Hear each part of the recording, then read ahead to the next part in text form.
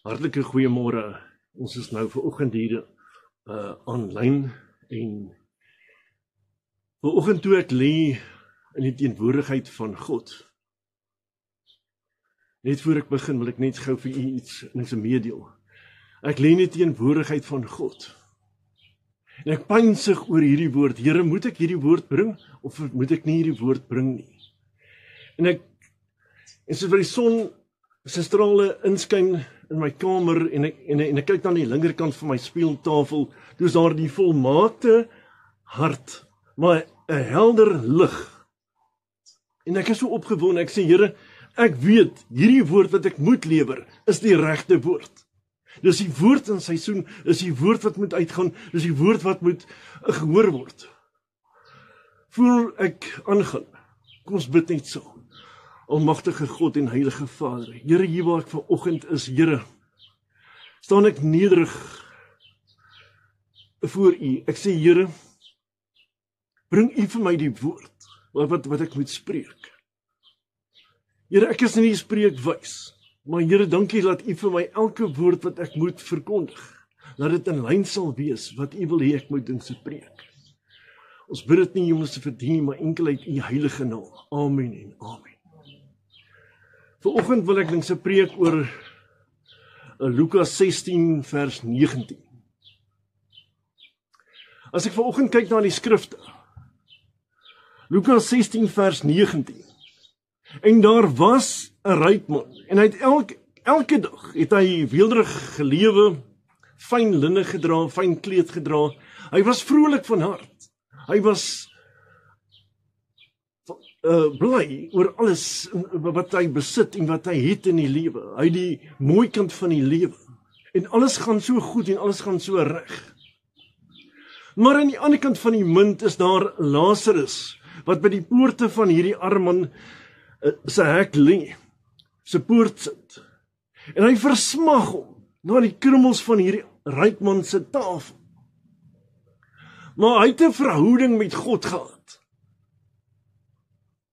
Dit blyk my, Lazarus het ook nie vriende gehad, want as die skrif daar gaan lees, gaan jy sien dat selfs die honde het sy sere gelik. Hy het nie antibiotika gehad nie, hy het nie vriende gehad nie, hy het niks gehad nie, maar hy het 'n verhouding met die lewendige God gehad. Hy was so intiem met God. Die oomblik toe hy sterf, toe gee God vir die engele opdrag en sê, my seun, my kind, gaan sterf. Die oomblik as hy sy asem uitblaas, plaas hom in die langs Abraham. En die ryk man het ook gesterf. En hy maak sy oop in die hel, en die vier vlamme van die hel is besig om te flikker. En hy kyk op. Ons as ons sterf, het die visie, jy kan sien, jy kan ruik, jy kan kyk, jy kan voel, jy het emosies, jy het gevoelens, jy het alles. Toe hy opkyk, toe sê hy, Vader Abraham. Hy erken Vader Abraham. Hy sê, Lazarus wat daar aan u sy sit, stuur hom asseblief, en dat hy net vir my druppeltjie water op my tong sit, ek ly smarte.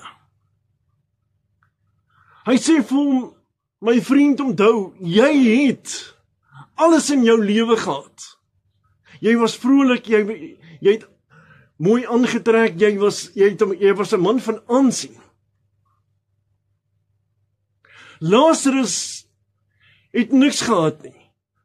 Hy word nou vertroos en jy ly die smarte. Hy sê, Vader Abraham, maar is daar nie iemand wat my 5 broers, kan waarsku? Kan Lazarus nie uit die dood uit gaan hulle waarsku nie?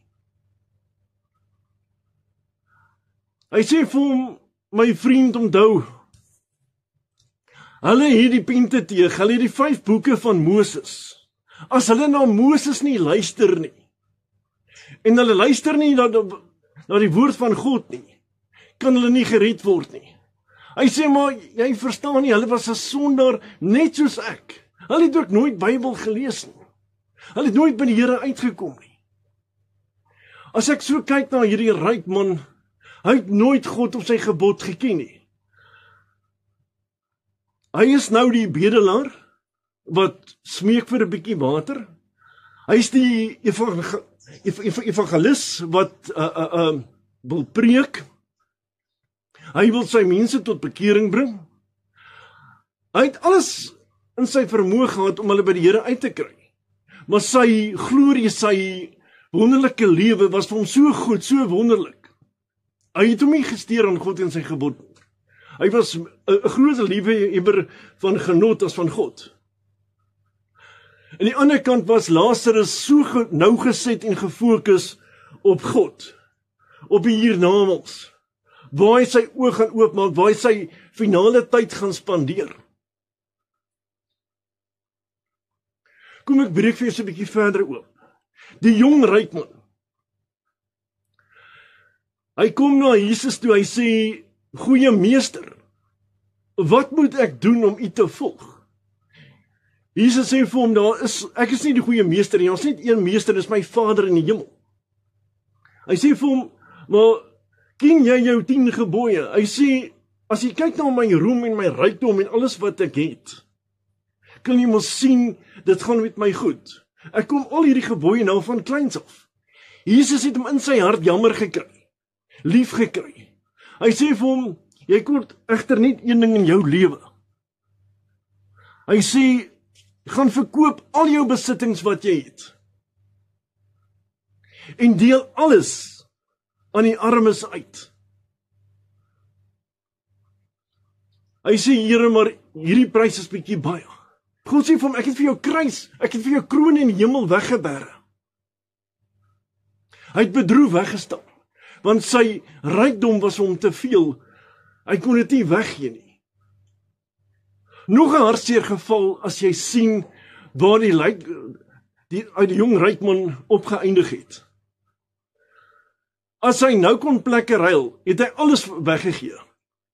Maar is te laat. Hy het reeds die ewigheid verloor. Jesus het vir hom die kans gegee, die geleentheid gegee en gesê, verkoop alles. En volg my nou. En ek sal vir jou 'n kroon in die hemel hê. Nou het hy 'n plekkie in die hel. Hoe verskriklik is dit?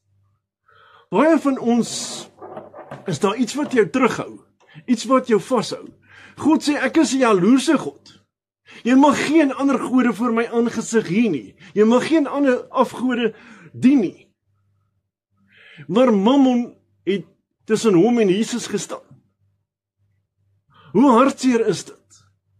Baie keer is dit nie geld nie, maar is iets anderste wat jou vashou. Is miskien welvaart in jou besigheid. Jy is net te besig om aandag te gee aan God. Want jy het soveel plekke waar jy moet aandag gee, en hier moet wees en daar moet wees, is direksievergaderings hier en is besigheid daar, is transaksies wat ek hier moet doen, en jou lewe is te vol, maar jy kan nie plek maak vir God nie. Maar daar kom 'n dag, 'n tyd, 'n uur in jou lewe, wat daai silwerdraadjie geknip word. En wat jy in die ewigheid ingaan, gaan jy gereed wees. Vanmôre het dit niks met ryk en arm te doen nie.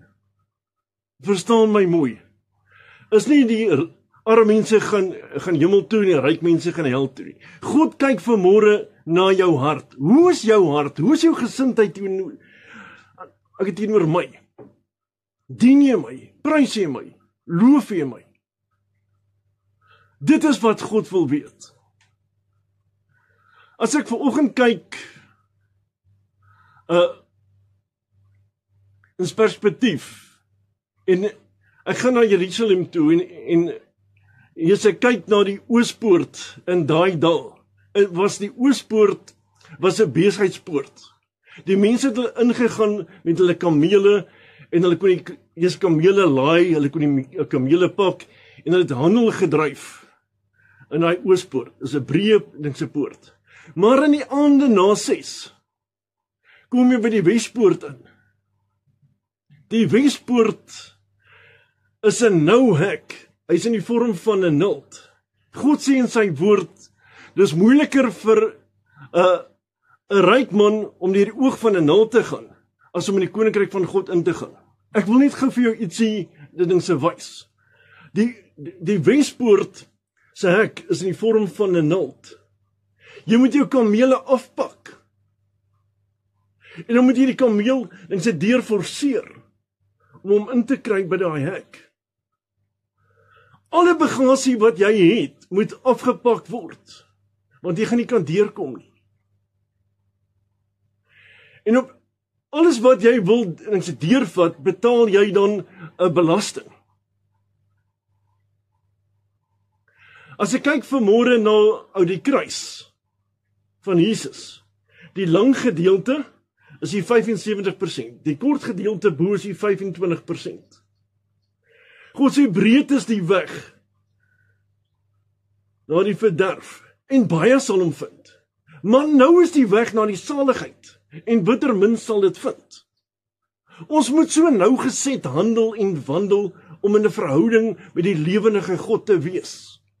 As ek kyk na die demone, hulle sê vir Jesus, U is die seun van 'n lewende God. As jy vir Christene vra, dan praat met soveel minagting oor Jesus.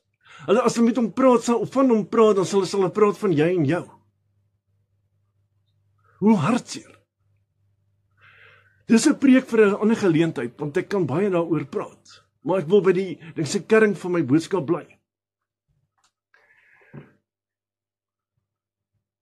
Lazarus was nougeset gewandel, en hy het sy oë oopgemaak, en hy het al die heerlikheid, en die saligheid, en die rustigheid ontvang, want dit was vir hom gegee. Hoeveel keer het hy versmag, na 'n bietjie kos van hy rykman se tafel? Hoeveel keer, as mense na hulle armoede kyk, mense moet na hulle armoede kyk, of wat jou vashou, of wat jou terughou in hierdie lewe nie. Dis alles 'n tydelike reis. Ons moet nie nou vasgenaal word aan die hier nou nie. Ons moet verder dink, en sê, hierdie reis wat ek nou deurmaak, is net tydelik. Abraham was daar gewees. Ek meen, soos daar miljoene mense, wat nou in die hel opgeëindig het, na die ryk man. Almal het gedink, daar is nog 'n dag van môre. Ek hoop oormôre, ek kan volgende week, ek kan volgende jaar, ek kan oor 10 jaar, ek is nog jonk, ek kan oor 50 jaar, kan ek eers my verhouding met God begin werk. Môre is vir niemand beloof nie. Niemand. As ek vandag in die begrafplaas loop, het sy dit Rebecca begrafplaas is, Sandfontein begrafplaas, maak nie saak wat se begrafplaas ek reg deur die land heen gaan nie, gaan jy die pragtigste woorde kry op daai grafsteen. Bitter was sy pyn en lyding, tog stil het hy heen gegaan. Soet was die woorde van sy gedagte, ek wil hemel toe gaan. As jy kyk na die woorde, die pragtige teksverse, Psalm 23, Psalm 1, Psalm 73 en hulle die kerringverse op die graf te sit.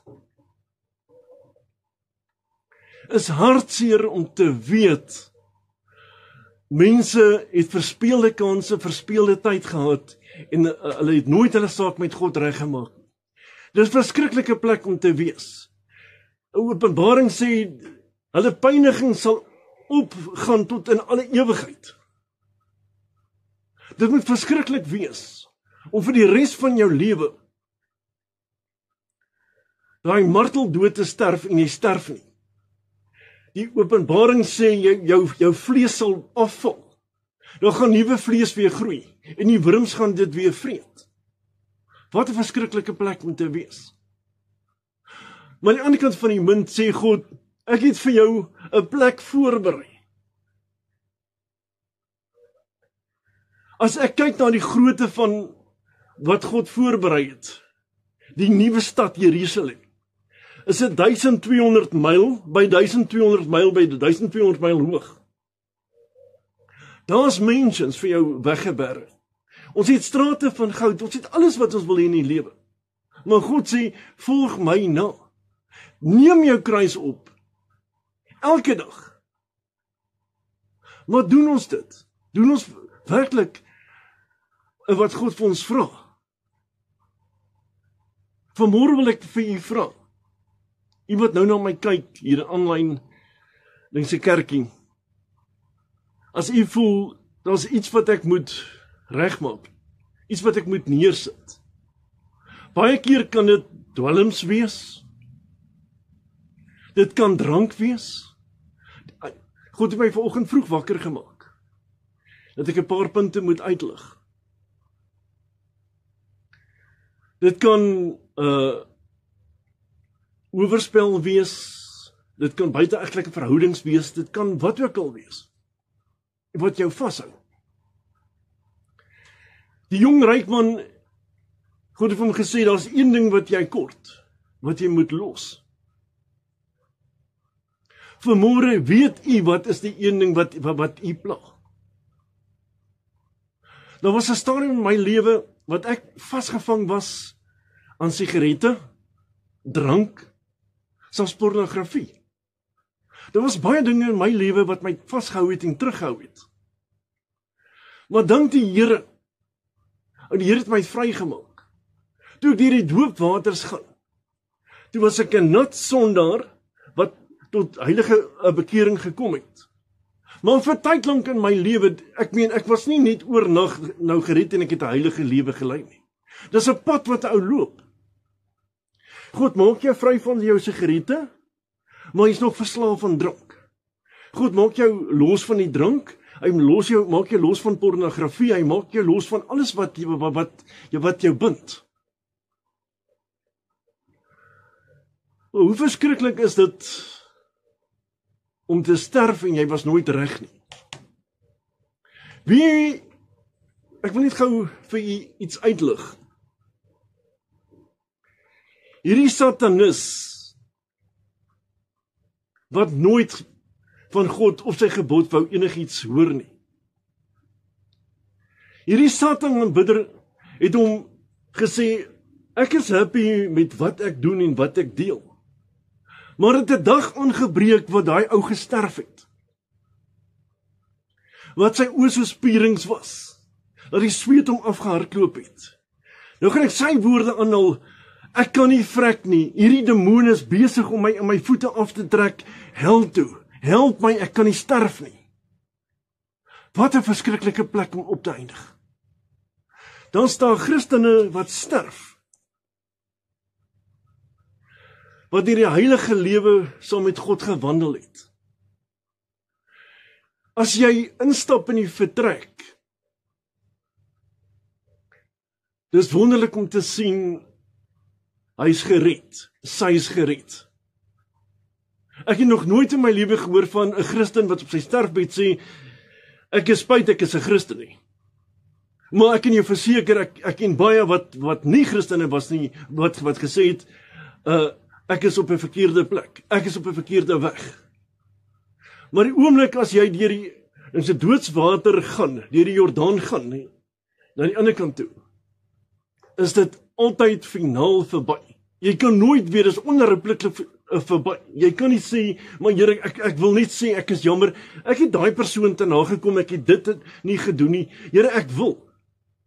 Ons het nou die tyd, ons het nou die geleentheid om mense te kan vergewe, om dinge reg te maak. Maar ons is te hard gebak. Dit gaan niet oor I, me en myself.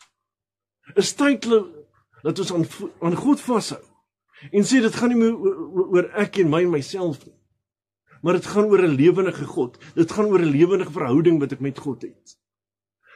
Daar was 'n sekere tyd 'n vrou wat daar ingekom het en gesê het, man, hy maak nou geld. Hy speel Woensdae en Vrydae aande in die bar en Saterdae aande speel hy in die hotel. Ek vra vir hom Sondag dan het hy babbelas en dan wil hy babbeleer.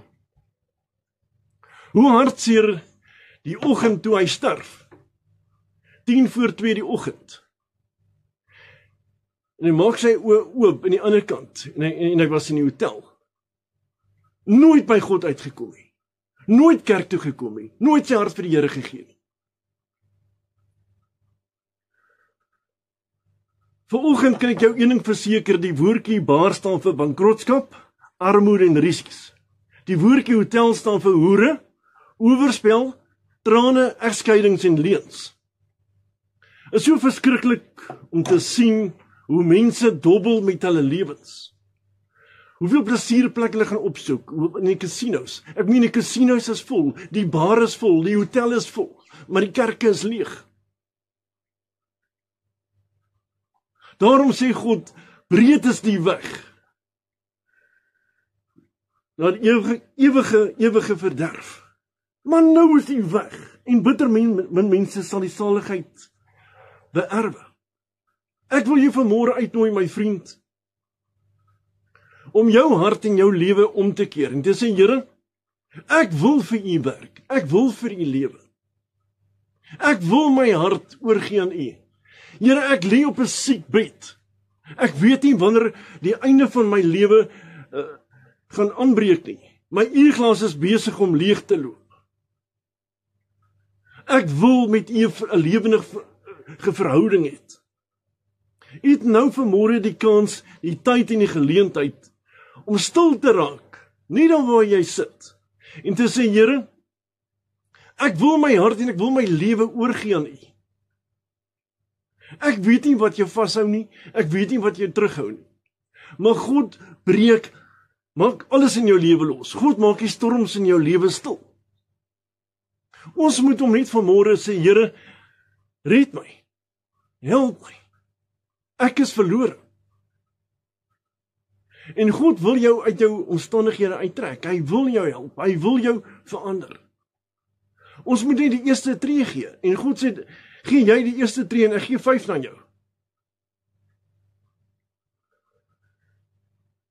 Terwyl ons nou stil raak voor God, wil ek net vanmôre 'n gebed doen. En ek glo hierdie gebed wat ek gaan doen, gaan jou lewe, jou hart, alles verander.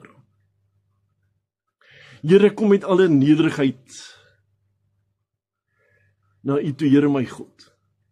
En ek bid, Here, daar waar hierdie man, daar waar hierdie vrou is, wat gebreek is voor U, wat stikken is. U sê, ek maak die gebrokes van hart, maak ek heel.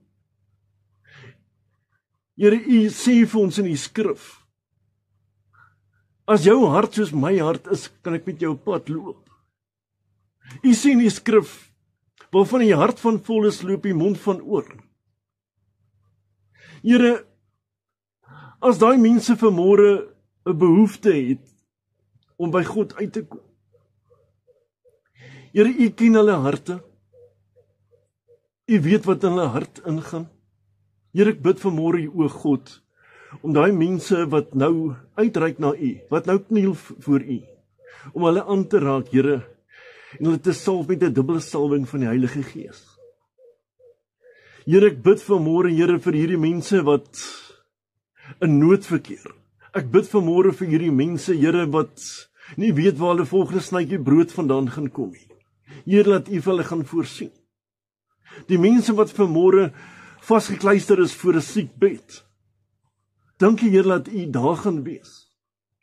Dankie, Here, dat U die God is wat oral is. Ek ken hierdie man wat nou hier kniel, met hierdie gebroke hart. Ek ken hierdie vrou wat stikken is nou voor U, om hulle aan te raak in die heilige naam van Jesus Christus. Here, ek bid, Here, dat hulle nou gevul sal word met die krag van die Heilige Gees. Dat die Gees van God hulle nou sal vul. In Jesus naam. Amen.